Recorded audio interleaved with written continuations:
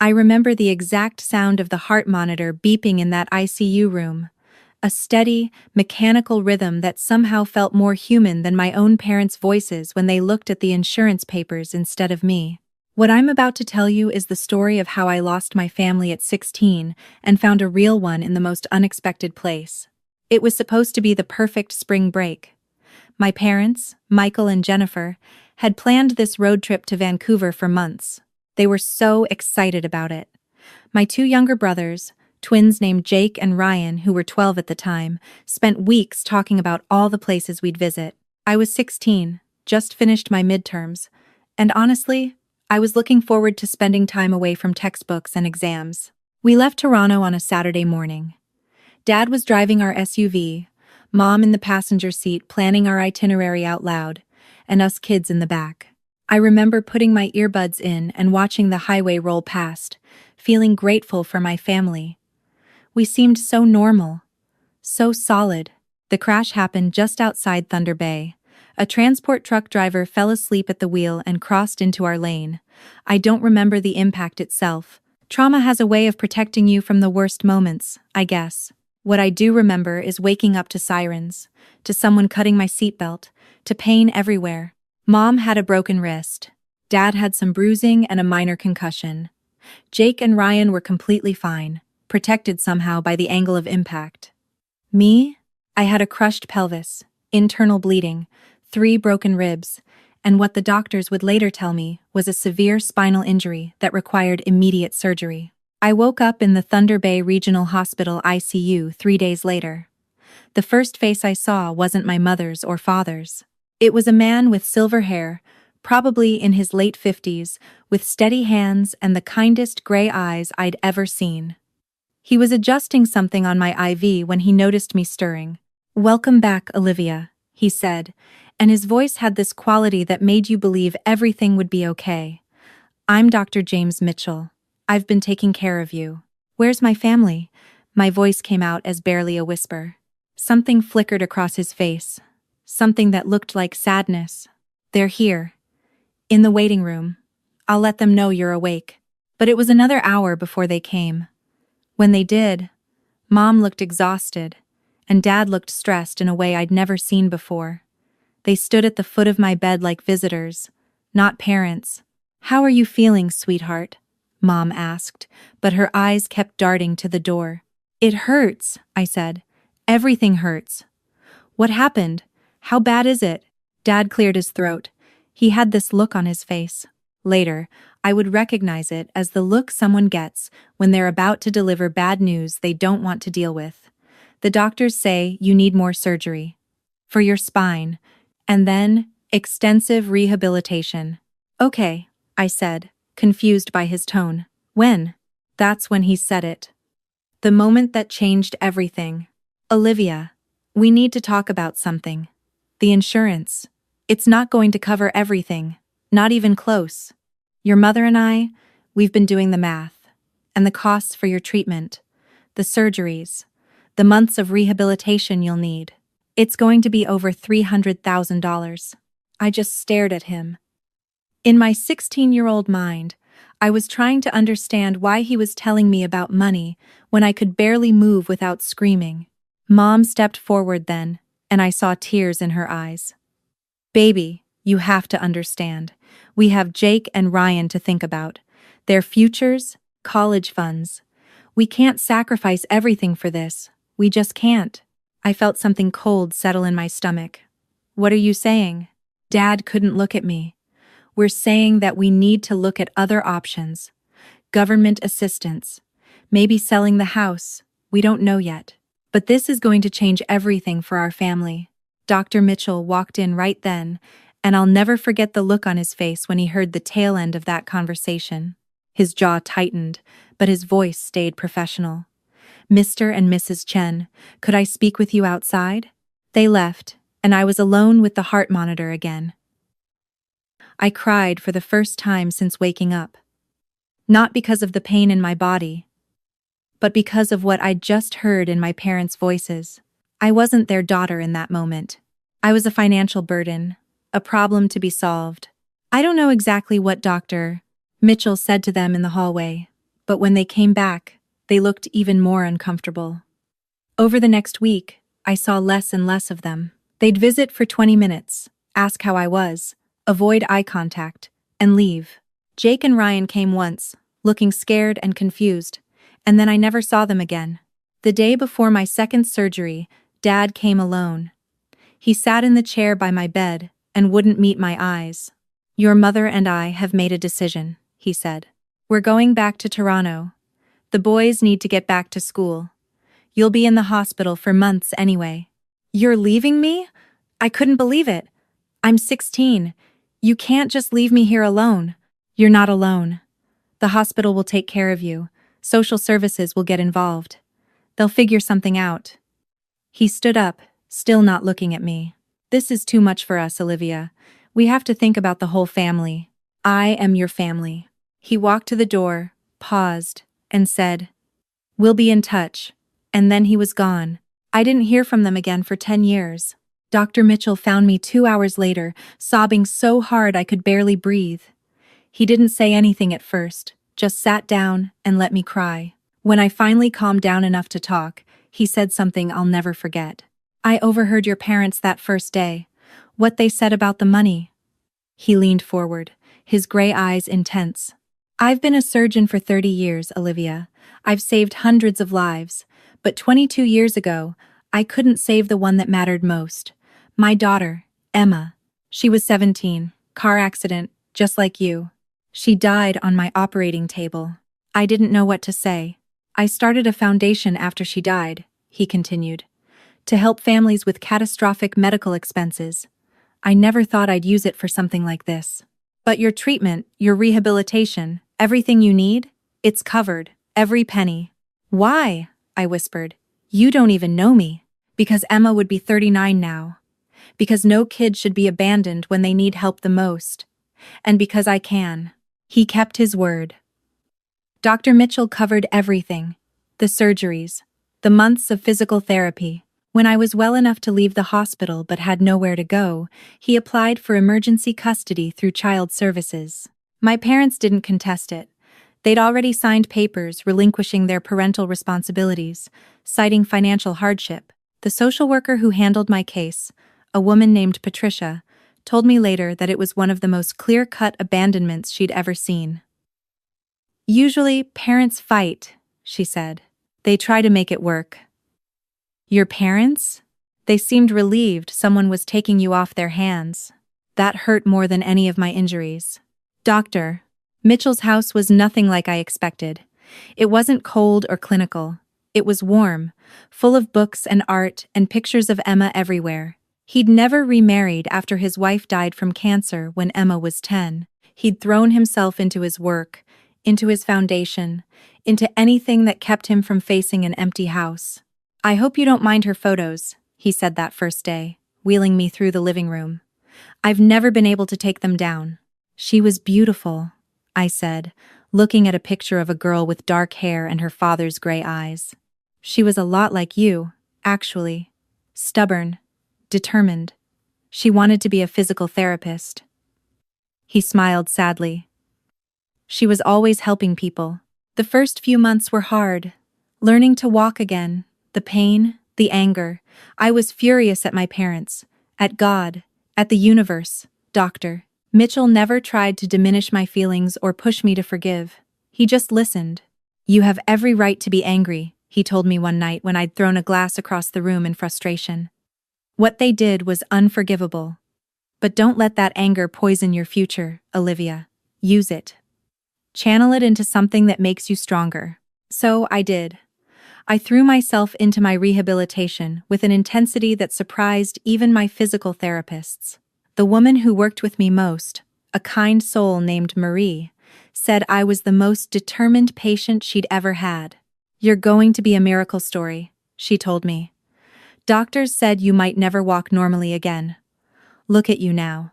It was Marie who first suggested I consider becoming a physical therapist myself. "You understand what patients are going through in a way most therapists never will. That's a gift." The idea took root. Dr. Mitchell supported it completely. He helped me finish high school through online courses while I recovered.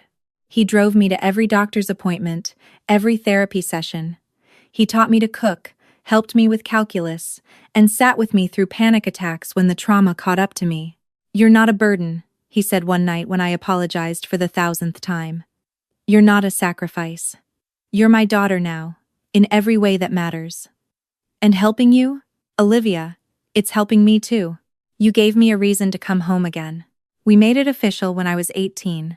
Adult adoption. I became Olivia Mitchell. The day the papers went through, he gave me a silver necklace that had belonged to Emma.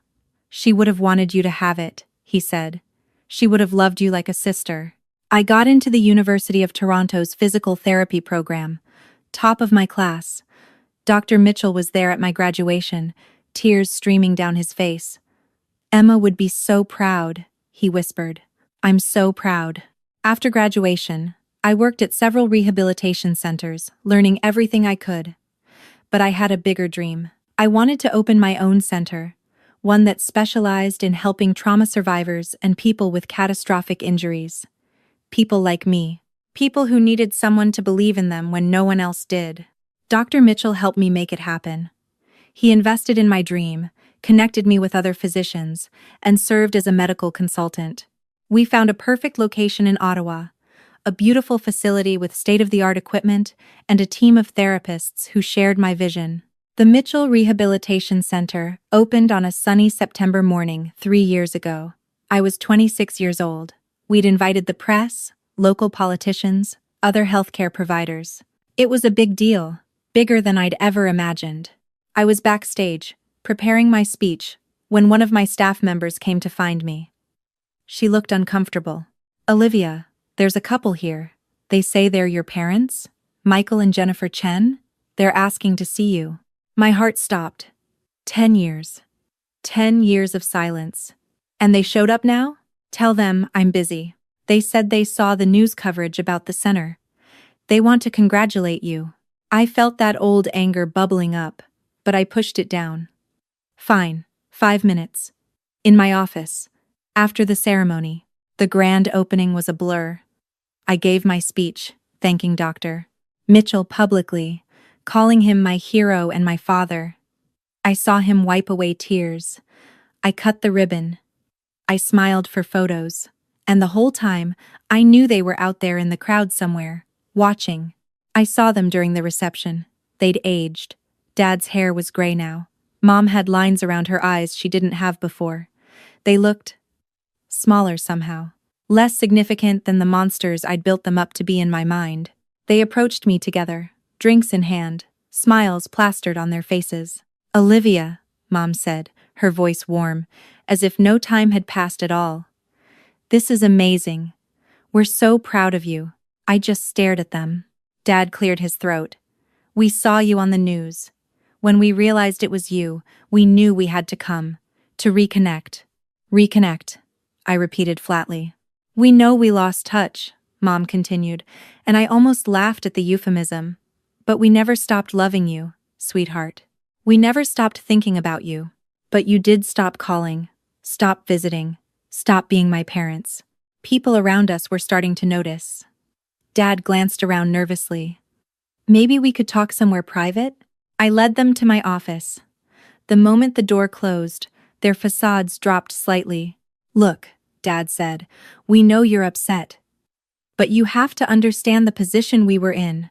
The financial burden was crushing. We had 2 other kids to think about." "You had 3 kids," I said. "I was one of them." "You were going to be in the hospital for months," Mom said, and she actually sounded defensive. "What were we supposed to do? Uproot the entire family? Ruin Jake and Ryan's lives?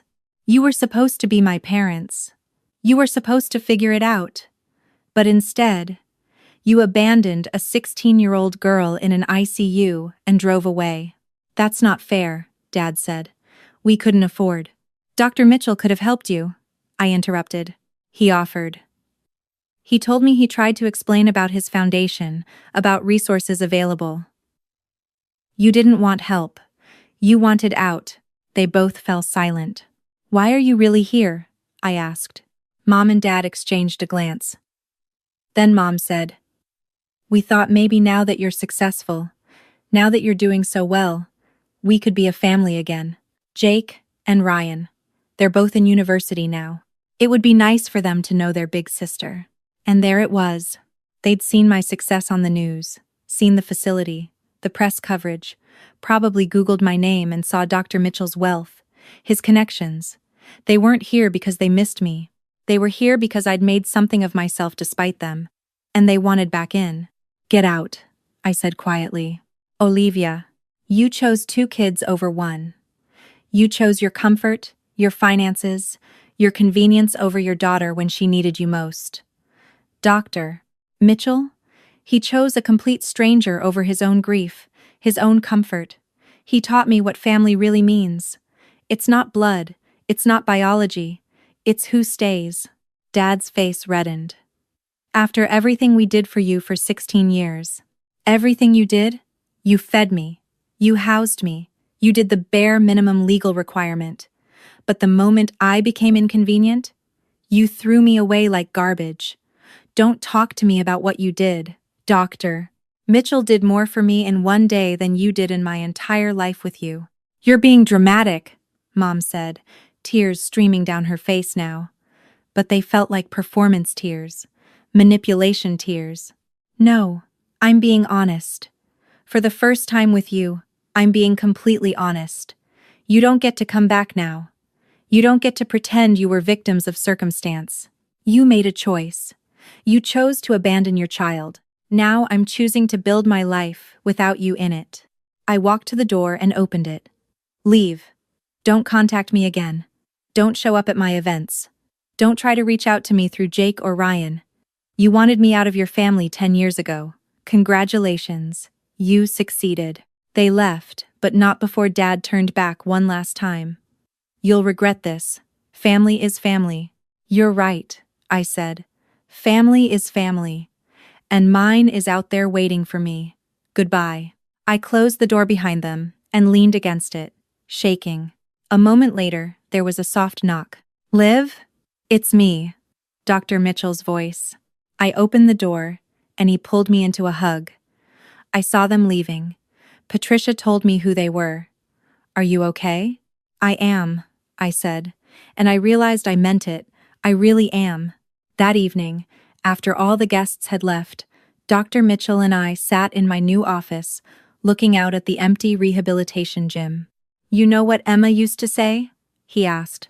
She said that sometimes the universe breaks us so we can learn how to help put other people back together. I think she'd be really proud of you. I wish I could have met her.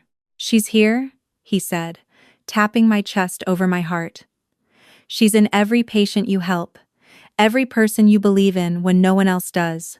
That's her legacy. And now it's yours too. 3 years later, the Mitchell Rehabilitation Center has helped over 200 patients recover from catastrophic injuries. Dr. Mitchell still volunteers here every Saturday, despite being fully retired from surgery. We have coffee together every Sunday morning. He walks me down the aisle at my wedding. He's the first person I call with good news and bad news. He's my dad, not because of blood, but because of choice. I heard through the grapevine that my biological parents moved to Vancouver a year after our confrontation. They never reached out again. Jake contacted me once through social media when he turned 21. We had coffee. It was cordial but distant.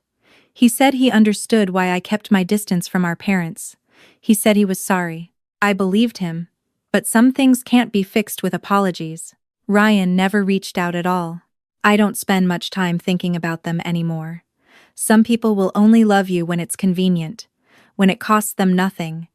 Those people don't deserve your energy or your forgiveness. But the people who choose you when it's hard, when it costs them everything, when they sacrifice their comfort for your survival, those are the people who deserve your loyalty, your love, your presence. Dr. Mitchell saved my life in that operating room 10 years ago. But more than that, he taught me what unconditional love actually looks like. He taught me that family isn't who you're born to. It's who shows up, who stays, who believes in you when you can't believe in yourself. I built this center without the people who told me I wasn't worth the investment. I learned to walk again without the people who couldn't be bothered to stay and watch. I became successful without the people who saw me as a burden instead of a daughter. And I did it all because one man, a stranger who owed me nothing, decided that I was worth saving. If you're reading this and you've been abandoned, betrayed, or told you're not worth the effort, I need you to know something. They were wrong. You are worth it. You are worth the investment, the time, the energy, the love. The people who can't see that, they're the ones with the problem, not you. And sometimes, the family you find is better than the family you were born into. Sometimes, the people who choose you end up meaning more than the people who were supposed to love you by default. Don't ever let anyone make you feel like you're too much, too expensive, too difficult, too broken. The right people will see your value. The right people will stay. And when you find those people, hold on to them. Build a life with them. And when you're strong enough, become that person for someone else. Break the cycle. Choose to stay when it's hard. Choose to love when it costs you something. Choose to be the family someone else needs. That's how we heal. That's how we win. Not by becoming like the people who hurt us, but by becoming everything they never were. My name is Olivia Mitchell. I'm a daughter, a physical therapist, a survivor, and I'm proof that the worst thing that ever happened to you doesn't have to define you. Sometimes it just clears the path for the best thing that ever happened to you to find you.